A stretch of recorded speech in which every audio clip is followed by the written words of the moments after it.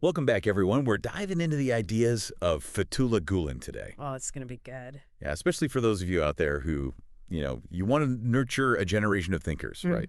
People who really love knowledge And who are driven by something bigger than themselves. exactly, Right. like something beyond just personal gain. Right. And I think Gülen has some pretty insightful perspectives on how to cultivate that, how to make that happen. Yeah, he does. He definitely does. So right off the bat, when I was reading through his stuff, this idea of a crisis of vision really jumped out at me. Oh, yeah. That's one of his core ideas, I think. And he really doesn't pull any punches when he talks about it, No, he does. especially when it comes to modern Muslims. He's very upfront about what he sees as a lack of vision, frankly. We really is. Like I was kind of taken aback when he said that he believes Muslims have never been as visionless as they are now. Yeah, he goes on to say, like, disoriented, scattered, and selfish. Right. Like that's a strong statement. It is. What do you think he means by that? Like what makes this lack of direction so concerning to him? I mean, Well, he argues that without a clear vision of where they're going, individuals and societies become vulnerable, it's vulnerable, vulnerable to manipulation, or just like drifting without any real purpose. like a ship without a rudder. Exactly. Just tossed about by the waves. Right, right. So then it's like, okay, what does it look like to actually have that vision? Yeah. Is it about like having a specific goal? Or is it something, I don't know, is it something deeper? I think he's pointing to a deeper understanding of our purpose in the world. Okay. He uses this term, hakikat asho ilim adam lari. Oh, right. What was that again? Yeah, it translates to like truth-loving scholars. Truth-loving scholar? Yeah, these are people who dedicate themselves to seeking knowledge, not for personal gain, but really for the betterment of humanity. Okay. And he uses the term scholars, but I don't think he's just talking about, academic achievement. Right, yeah. It's like it's almost a spiritual connection to knowledge. You know what I mean? Yeah, I get that. It's not just about like collecting facts, right? No. It's about this deep understanding of the ethical and spiritual dimensions of knowledge. Right. It's like a quest for truth. A quest for truth. Yeah, and it's fueled by a genuine desire to make a positive impact on the world. Makes me think of, I don't know if you remember, he uses the example of the Seljuk vizier Nizam-ul-Mulk. Oh, yeah, and the Nizamiya Madrasas. Right. He established. It's almost like he's drawing a parallel between that historical period and the need for a similar kind of, I don't know, intellectual revival today.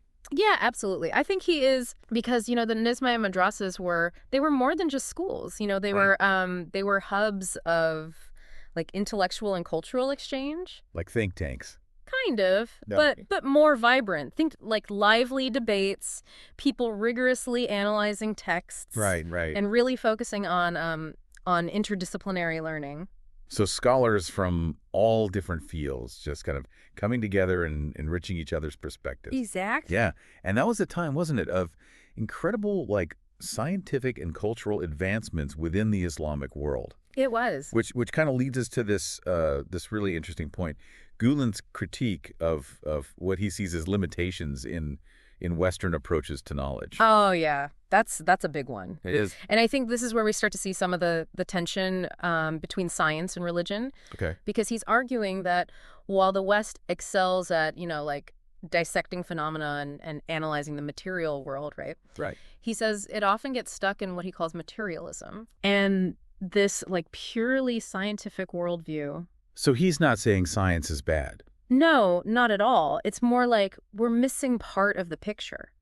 Okay. He's saying that relying solely on, empirical evidence and scientific methods, we might be missing a deeper understanding of the universe. And our place in it. And our place in it, exactly. Okay. He advocates for a more holistic approach, one that integrates faith and spirituality alongside reason and observation. So it's not about replacing science with religion. Right. It's about finding a way for them to coexist. Exactly. He uses this analogy of reading a book. Okay. Yeah. And he says the material world is like the letters on the page. Okay. And the spiritual realm is like the meaning behind those letters. You need both to really comprehend the text. I love that analogy. It's like science can help us decode like the mechanics of the universe. Yeah. But spirituality helps us understand the purpose behind it all. The message. The Yeah, message, right? exactly.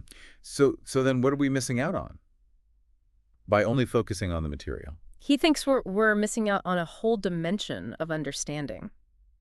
Like what? Well, a purely materialistic worldview kind of overlooks the moral and spiritual dimensions of life, right? It Yeah. ignores questions of meaning, purpose, Values even. values, yeah, the things that have driven human inquiry for centuries. Right.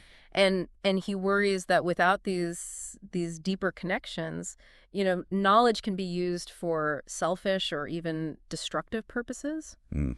That's kind of a scary thought. It is. It is. We'll have to dig into that more in part 2. Yeah, we'll definitely have to unpack that more. Yeah. Definitely. Yeah. Yeah, it's interesting to think about, isn't it? Like how our approach to knowledge really shapes not only what we learn, Right. but how we live, right? Yeah. And Gulen seems to be suggesting that neglecting that spiritual side has some real consequences. Yeah. We were talking earlier about how Gülen argues that focusing too much on the material aspects of knowledge limits our understanding, right? Right. And I feel like we've just kind of like scratched the surface there. Yeah. Like what specifically do you think we miss out on by not integrating that faith and spirituality? Well, he believes that by neglecting those dimensions, we risk creating a world that's technologically advanced, Mm. but morally and spiritually kind of impoverished. Like building a magnificent skyscraper Yeah. without a solid foundation, Exactly. You got it. right? So we might be able to achieve amazing things, Yeah. but without that guiding, moral compass, it could all kind of come crashing down. Yeah, he warns about that. He says Yeah. without a strong ethical and spiritual foundation, Okay. knowledge can be used for selfish or, even destructive purposes. I mean, you think about like all the scientific advancements that have been used to develop, weapons of mass destruction. Yeah, right? exactly. Or how technology can be used to like manipulate people, control people. Right. It's kind of scary to think about, honestly. It is. But I have to admit, this whole idea of integrating faith and spirituality into the pursuit of knowledge, it can feel a bit, I don't know, abstract, right? Yeah. Like how do we actually do that? Right. Practically speaking, Right. And how do we avoid like imposing one set of beliefs on everyone? Yeah, that's a crucial question. It is. And it's one that Gülen grapples with as well. Okay. He emphasizes the importance of open dialogue, respect for different perspectives, Okay. and a willingness to learn from each other. So it's not about like replacing science with religion. No, It- it's about finding a way for them to coexist, to inform each other. Yeah. He uses that book analogy again. Yeah. He says that the material world is like the letters on the page, while the spiritual realm is like the meaning behind those letters. Mm. We need both to fully comprehend what we're reading.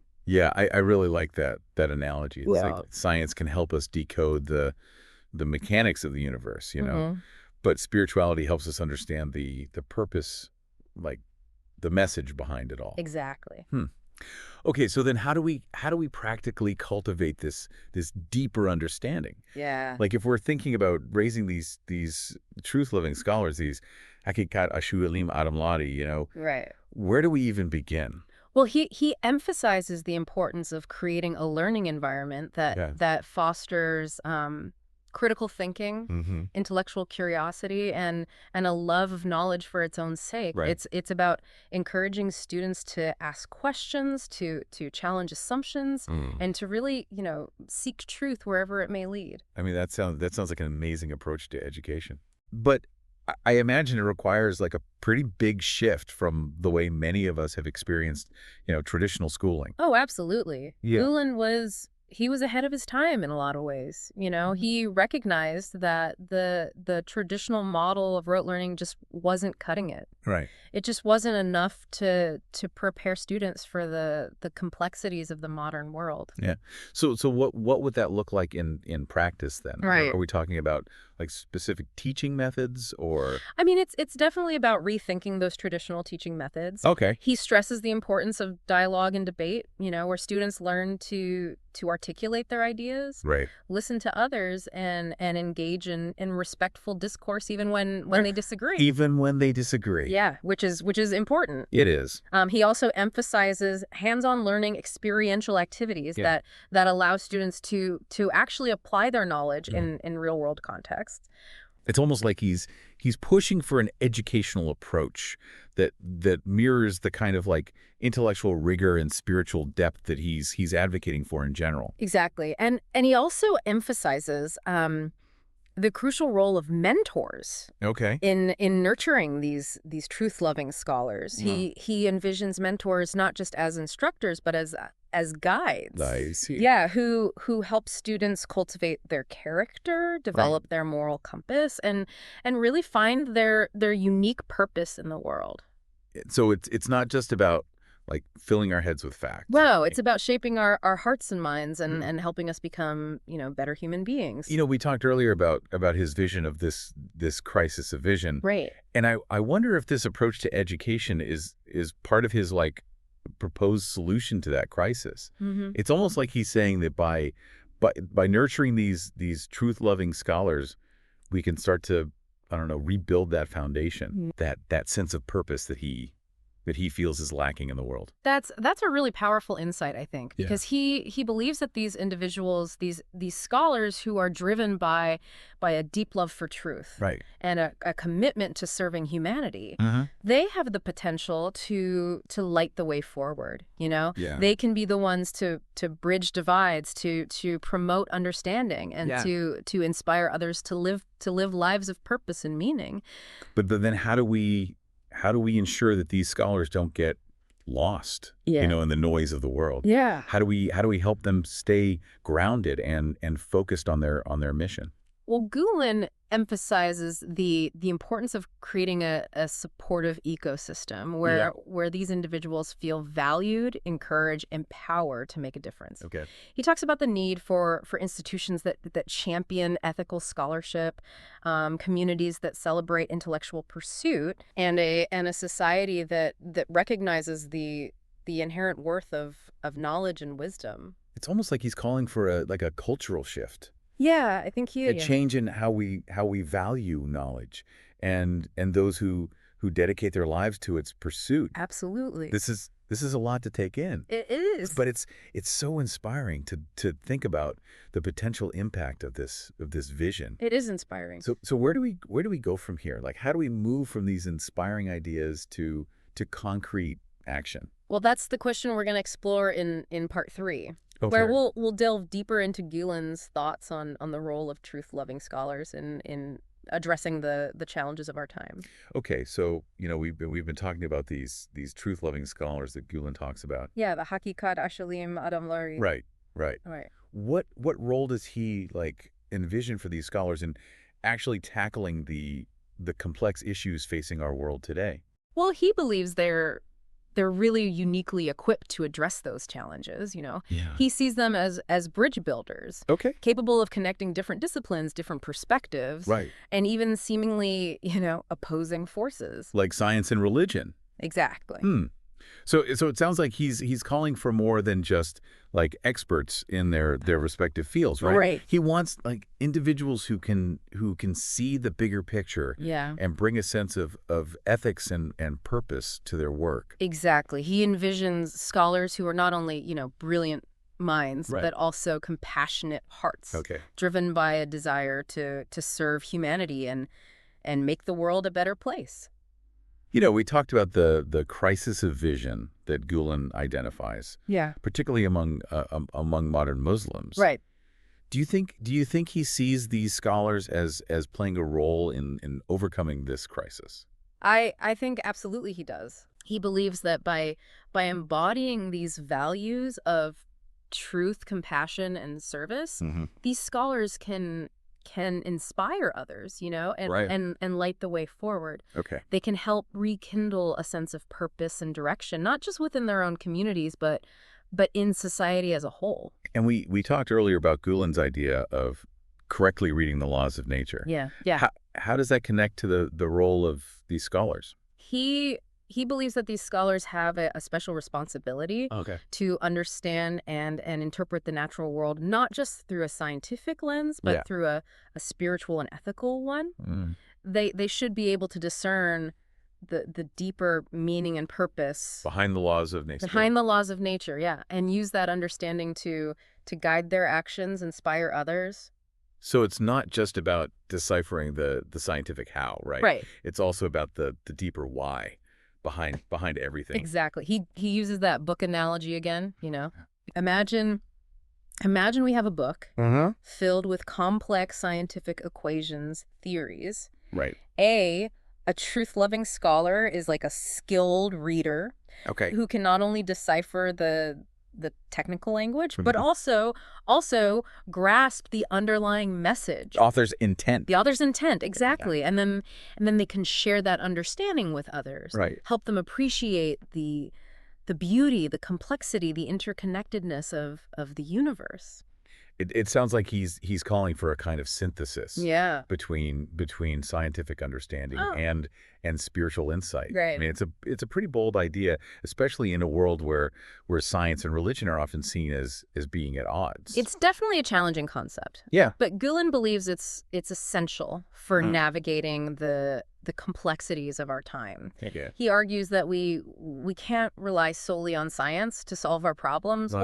or provide meaning and purpose in our lives. We also need a deeper understanding of our values, our ethics, and our place in the grand scheme of things. So these truth-loving scholars they're not just scientists, Right. or theologians. They're something more. They are. They're individuals who can bridge the gap between these different ways of knowing. Yeah. And help us find a more holistic path forward. Exactly. And he believes this holistic perspective is crucial for tackling these pressing issues of our time. Like what? Well, you know, climate change, Hmm. social injustice, political polarization. Right. Right. Yeah. I mean, it's interesting to think about how this idea of truth-loving scholars could be applied in different fields. Yeah. I'm imagining like scientists who are also deeply ethical, Mm-hmm. business leaders who prioritize, social responsibility, Right. or even artists who use their creativity to inspire positive change. That's a great way to think about it. Yeah. Because Gülen's vision is not limited to any particular profession or a field of study, you know? It's about cultivating a certain way of being in the world, Okay. a commitment to truth, compassion, and service that can manifest in countless ways. It feels like Gülen is presenting a really hopeful vision for the future, Uh-huh. even in the face of some pretty daunting challenges. I agree. Yeah. His message is ultimately one of hope and possibility, you know? He believes in the power of education, the transformative potential of knowledge, Right. and the capacity of individuals to make a real difference in the world. He's definitely given us a lot to ponder. He has. If you had to sum up Gülen's vision for these truth-loving scholars in just a few words, Yeah. what would you say? I think he envisions them as beacons of light guiding us towards a more just, compassionate, and enlightened world. I think that's a beautiful way to put it. Yeah. And I think it's a challenge for all of us to strive to embody those values in our own lives, in our own ways, Absolutely. Maybe we can all be truth-loving scholars in the areas we're passionate about. Right. Well, thank you for joining us for this deep dive into the thought-provoking ideas of Fethullah Gülen. It was a pleasure. We hope it has sparked your curiosity and inspired you to continue seeking knowledge and using it to make a positive impact on the world.